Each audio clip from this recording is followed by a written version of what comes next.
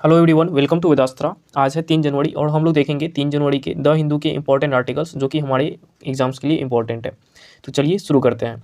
सबसे पहले आर्टिकल जो कि फ्रंट पेज पे है, ये है डीमोनेटाइजेशन को लेके। आप सबको पता है आज से 6 साल पहले डीमोनेटाइजेशन हुआ था।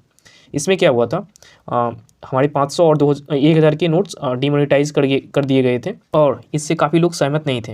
हमारे पी चिदम्बरम साहब और फिर रघुराम राजन जी, ये सारे लोग सहमत नहीं थे। इसके साथ साथ कई देश के कई सारे लोग सहमत नहीं थे। हुआ क्या कि सुप्रीम कोर्ट के अंदर पिटीशन डाली गई और पिटीशन लंबे समय से केस चलता आ रहा था।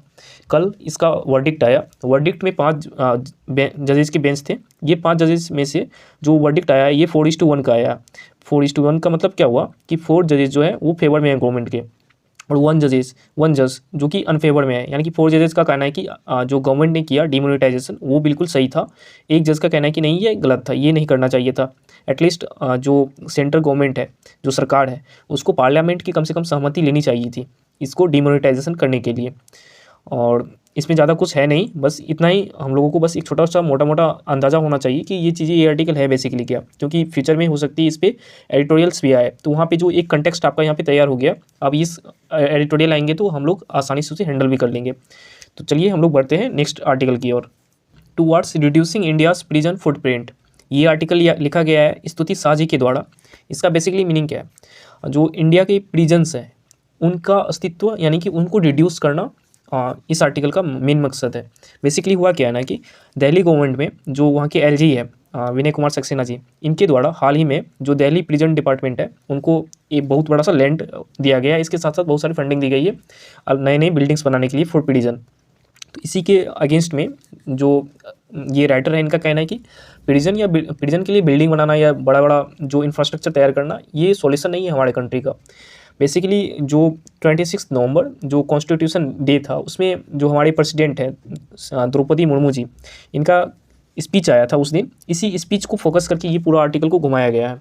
इस स्पीच में द्रौपदी मुर्मू जी का कहना था कि छोटे से जर्नी को बताते हुए ऑडियंस के साथ रिफ्लेक्ट किया है उन्होंने अपना विजिट प्रिजन्स जो अक्रॉस इंडिया है, इसके साथ साथ प्रिजन्स के सर्कमस्टांसेस, उनके सर्कमस्टांसेस जो कि वहाँ पे इनकार्सिरेटेड है, यानी कि वहाँ पे जो लोग वहाँ पे कैदी हैं उनके लिए उनका सर्कमस्टांसेस कैसा है। सी हाईलाइटेड, उन्होंने हाईलाइट किया था often unaware of their fundamental rights and had been incarcerated for prolong periods. ये जो सिटीजन्स हैं, ये जो इंडिविजुअल्स हैं जो कि अभी प्रिजन बन के हैं जेलों के अंदर, उनको फंडामेंटल राइट्स के बारे में उतनी अधिक पता नहीं होती है प्रायः, और इस कारण से काफ़ी लंबे समय तक ट्रायल होते रहते हैं, अंडर ट्रायल में रहते हैं। जबकि उनकी फैमिली जो होते हैं वो स्ट्रगलिंग करते हैं पॉवर्टी से, काफ़ी सारे लोगों का, जिस कारण से उनको बेल नहीं करा पाते हैं। इसके साथ साथ प्रेसिडेंट मुर्मू ने इम्फसाइज़ किया है कैसे जुडिशरी, एग्जीक्यूटिव और लेजिस्लेचर को साथ मिलकर काम करना चाहिए। और उन्होंने क्लेम किया कि क्या हम लोग जो इंडिया का नेशन जो बिल्डअप कर रहे हैं, नेशन डेवलपमेंट कर रहे हैं, क्या ये सही में वास्तविकता है नेशन डेवलपमेंट का? क्या हम लोग क्लेम कर सकते हैं हम लोग प्रोग्रेस, एक नेशन जो है उसे प्रोग्रेस लेवल पे जा रहे हैं? क्योंकि जो जेलों के अंदर है ओवर क्राउडिंग बढ़ रही है और भी काफ़ी सारे प्रॉब्लम्स बढ़ रहे हैं। हम अभी भी जेल बना रहे हैं, ना कि क्राइम्स को रोक रहे हैं। क्राइम्स को रोकने में असफलता है हमारी। इन सब चीज़ों को जो हमारे प्रेसिडेंट उन्होंने मेंशन करी है अपने स्पीच में। इसके साथ साथ जो जेलों में रह रहे जो कैदी हैं उनकी जो कंडीशन है वो काफ़ी ज़्यादा ख़राब है। वहाँ पे ना ही ओपन और कम्युनल स्पेस है, ज़्यादातर फ्रेश एयर नहीं मिल पाते हैं उनको, फैमिली विजिट्स के लिए स्पेसेस नहीं मिल पाते हैं। इसके साथ साथ काफ़ी ज़्यादा प्रॉब्लम वहाँ पे झेलने को पड़ती है। ऐसे प्रॉब्लम्स को झेलने के लिए काफ़ी ज़्यादा रास्ता है, जैसे अनवेल या ओल्ड इनमेट्स है जो जेलों के अंदर जो कैदी हैं उनको हम लोग रिलीज़ कर सकते हैं। जो बेल होनी चाहिए वो अफोर्डेबल रेट्स पे होनी चाहिए बेल, ताकि जेल में जो ओवर क्राउडिंग का सिस्टम अभी बना हुआ है वो हम लोग ख़त्म कर पाएँ। इसके साथ साथ अभी भी जो इंडियन जेल है, इंडियन प्रिजन्स है, इसमें 1894 के जो प्रिजन्स एक्ट है जो कि कॉलोनियल लेजिस्लेशन के द्वारा पास किया गया था, वो अभी भी उसमें चला रहे हैं हमारे इंडियन जेल्स में। इस कारण से भी कुछ समस्याएं देखने को मिलती है। यानी कि प्राइमरी रीजन्स जो है प्रिजन के ओवर क्राउडिंग का, वो क्या है, जो इंडिया है, India has not done enough to truly prevent crime. India ने पर्याप्त नहीं किया है क्राइम को रोकने के लिए। LG should reflect on the soul of the India's constitution which imposes welfare obligations on the state. He could work with the Delhi government to channel public funds towards public goods such as housing, education and employment so that people would not be compelled to or have a much proclivities to commit crimes.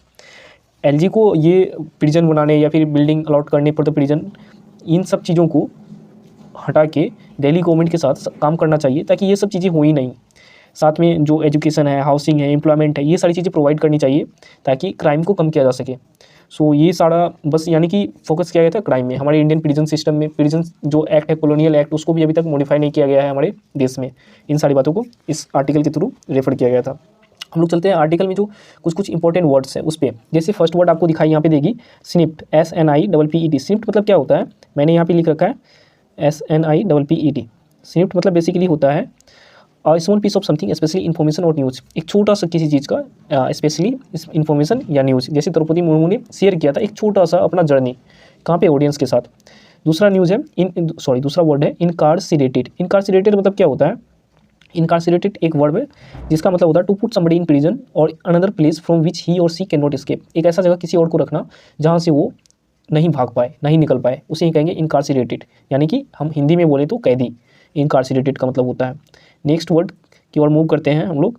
Next word है हमारा, next word है defund. Defund मतलब funding नहीं करना। Basically prisons का एक major problem है defund करना, उसे यानी कि प्रिजन्स है उनको डिफंड किया जाता है, फंडिंग नहीं की जाती है। कॉलोनियल क्या होता है, कॉलोनियल मतलब होता है connected with or belonging to a country that controls another country, यानी कि किसी अन्य देश के द्वारा नियंत्रित देश से संबंधित। हिंदी में इसे हम लोग औपनिवेशिक कह सकते हैं। दूसरा वर्ड है सबपार्ट। सबपार्ट क्या होता है, बिलो और यूजुअल लेवल और नॉर्मल लेवल, यानी कि एक हद से नीचे, एक नॉर्मल लेवल से नीचे प्रिजनर्स को एक नॉर्मल लेवल से नीचे ट्रीट किया जाता है। नेक्स्ट वर्ड है रिट्रीब्यूटिव। रिट्रीब्यूटिव मतलब होता है दंड देने वाला। और इसके बाद नेक्स्ट वर्ड है रिहेबिलिटेटिव। रिहेबिलिटेटिव मतलब होता है कि उसको मतलब एक पुनर्वास देना, एक अच्छा तरीके से जीवन बिताने के लिए सहायता प्रदान करना। चलते हैं अगले वर्ड के लिए। अगला वर्ड है एक्सपीडिटिंग। एक्सपीडिटिंग मतलब क्या होता है, एक्सपीडिटिंग मतलब होता है प्रक्रिया को तेज करना, शीघ्रता से करना, यानी कि जो ट्रायल्स चल रहे होते हैं जेलों के अंदर उसको शीघ्रता से करना है। नेक्स्ट है कार्सियल। कार्सियल मतलब होता है रिलेटिव टू और सजेस्टिंग अ जेल और प्रिजन। नेक्स्ट वर्ड है प्रोक्लिविटी। प्रोक्लिविटी मतलब होता है प्रवृत्ति, ट्रेंड जो चल रहा है। बीसीचिंग। बीसीचिंग मतलब होता है विनती करना, विनतीपूर्वक मानना चीज़ों को, दैट इज कॉल्ड बीसीचिंग। सो ये आर्टिकल है। अब हम लोग मूव करते हैं नेक्स्ट आर्टिकल की तरफ।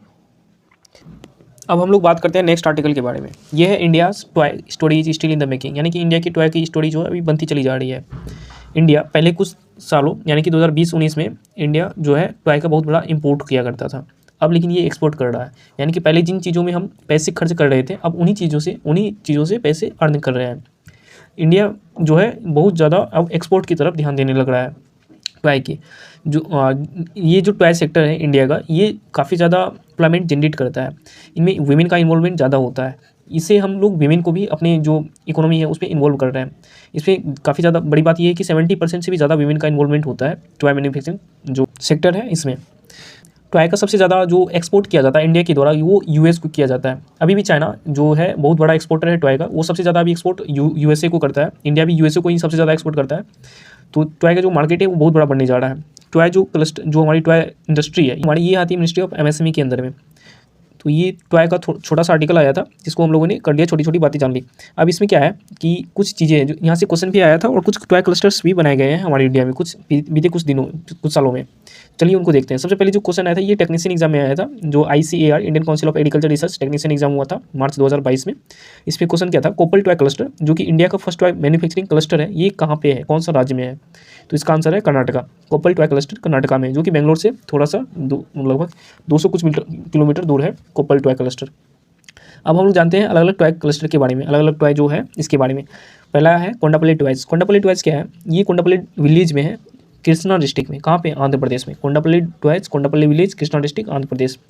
नेक्स्ट जो है वो है चन्नापटना टॉयज। चन्नापटना टॉयज कहाँ पे? चन्नापटना और मैसूर में। कहाँ पे? कर्नाटका में। ये जो चन्नापटना टॉयज है ये इनिशिएट किया गया था टीपू सुल्तान के द्वारा 18वीं सेंचुरी में।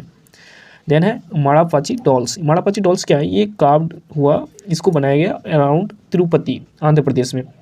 ये जो है हेरिडिटरी गिफ्ट होता है मदर टू डॉटर, यानी कि माँ के द्वारा अपनी बेटी को दिया जाता है। नेक्स्ट है कठपुतली ऑफ राजस्थान। ये कठपुतली यूज़ किया जाता है पपेट थिएटर में राजस्थान के अंदर है। नेक्स्ट है निर्मल टॉयज। निर्मल टॉयज क्या है, ये वुडन टॉयज होता है जो कि बनाया जाता है निर्मल टाउन में। कहाँ पे, आदिलाबाद डिस्ट्रिक्ट तेलंगाना में। नेक्स्ट है leather toys of Indore, Indore का लेदर टॉयज। नेक्स्ट थांजावुर डॉल्स, यहाँ पे थांजावुर होगा THANJAVUR डॉल्स। थांजावुर कहाँ पे है, तमिलनाडु में, तमिलनाडु का थांजावुर डॉल्स जो बनता है टेरिकोटा मटेरियल के, और ये जनरेट होता है डांस लाइक कंटिन्यूअस मूवमेंट, जैसे एक ऑसिलेशन की तरह।